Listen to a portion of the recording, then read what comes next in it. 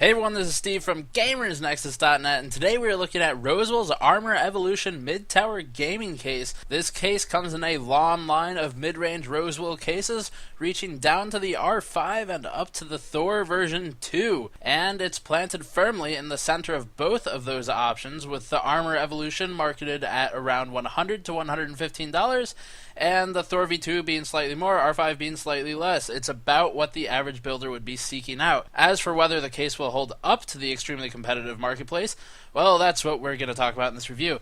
First off, let's talk hard specs before we get into opinions. The case is sort of oddly shaped. It's elongated more than the average mid-tower and is about the same length as the massive Phantom 820, but it is overall lighter, thinner, and shorter than the Phantom 820.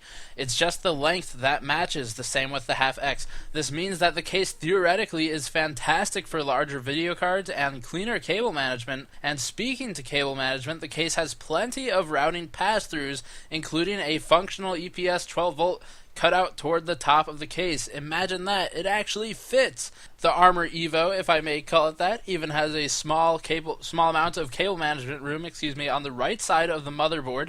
So there's that.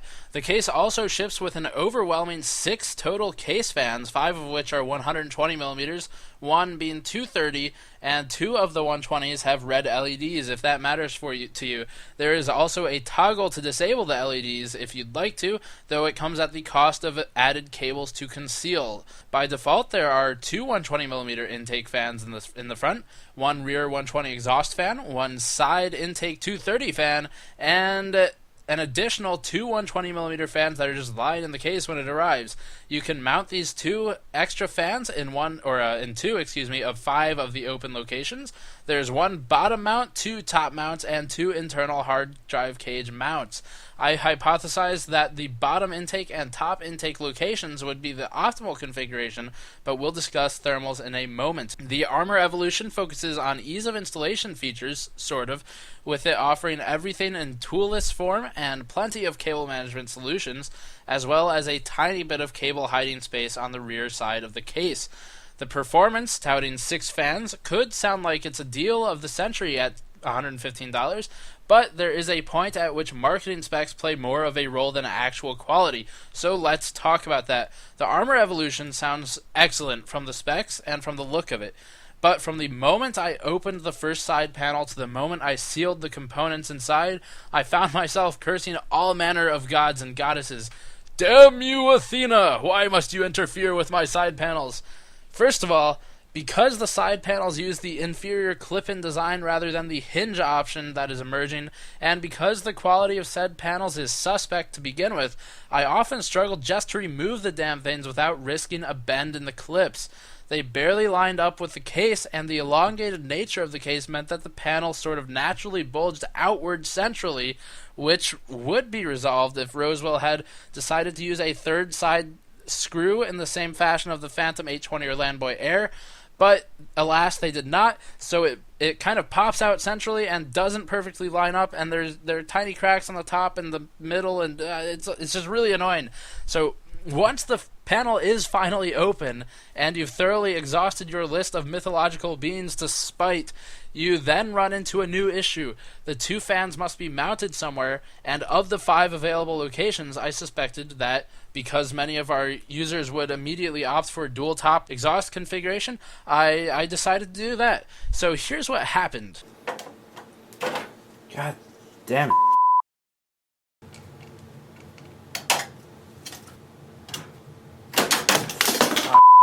Now, I eventually managed to get the grommets to stay, but given that one of the fans fell inward just by moving the system from the table to the floor, I highly doubt that this case can withhold the weight of a proper 240mm radiator as advertised. Rubber grommets also tend to droop with age, if you've ever noticed those interior cable cutout grommets, so more than a year or 2 of this case, coupled with typical dust invasion, and I suspect you'll be replacing them, or you may be facing other problems. I wasn't just being spectacularly incompetent when installing these either, at least not any more than normally. So aside from the thought of an H100 radiator falling inward and crushing everything, this doesn't seem so bad, except for the fact that the fan could fall screw side down and potentially jump an IC and cause a direct short. aside from that, it seems perfectly fine. So, at least we've got cable management features, sort of. Here's the problem with those. When routing cables through the case, it rapidly becomes evident that typical practices of running the 24-pin cable above, or below in some cases, the 6-pin PCIe and front panel connectors will make for a very tight squeeze with this case. But this is minimized in the face of another issue.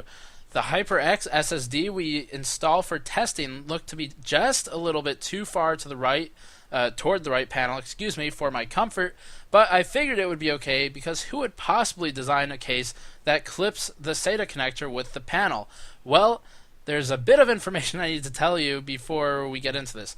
The Sata connector standard is incredibly weak. It's only rated for something around 70 connection cycles, or at least the first one was. I don't know what the modern one may be better. It probably is.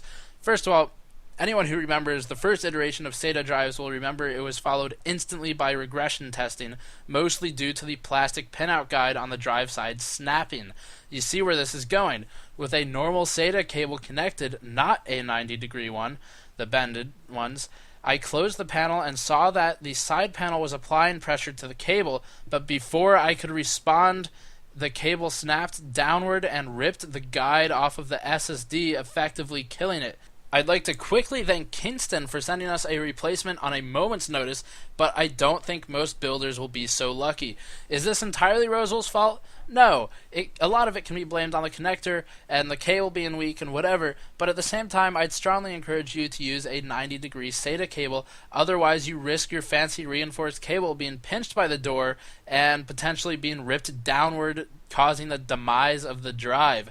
Still, I can't help but find myself a little bit pissed off at the case, and another few millimeters toward the left panel, and it would have not been an issue. So Rosewill, if you're listening, please bezel that right side panel or move the cages toward the left by just a few millimeters. It'll be so much safer for users.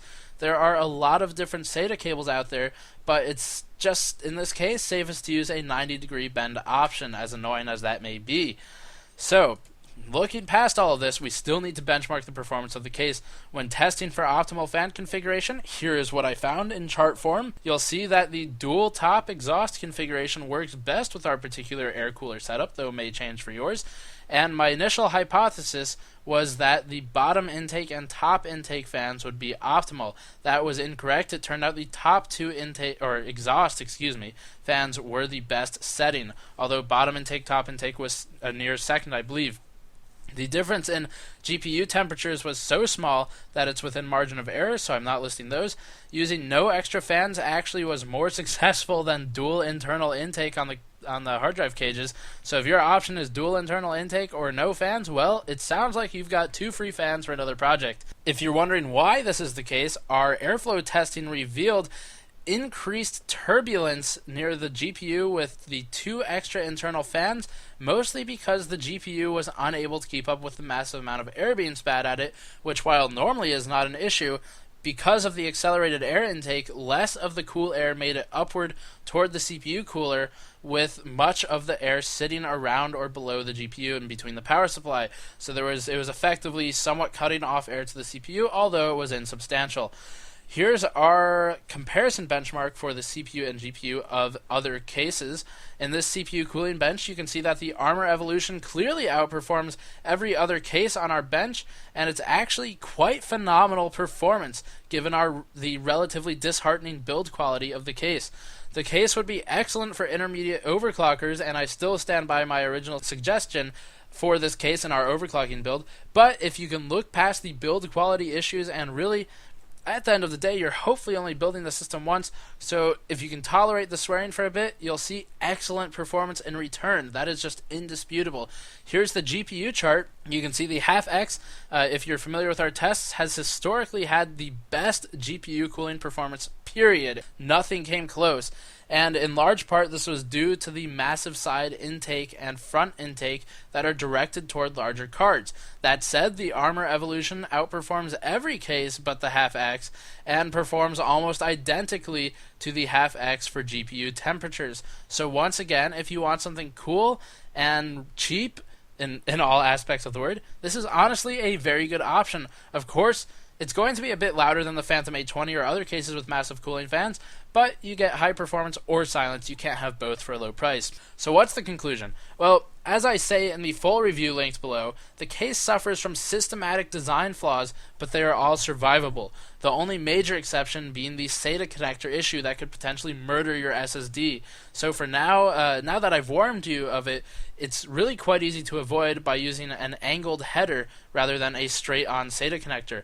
Look past the poor build quality and you've got an excellently performing case, actually the best we've tested so far. But you have to look past those issues. If you're going to be upgrading or tweaking regularly, I'd strongly urge you to stay away from this case.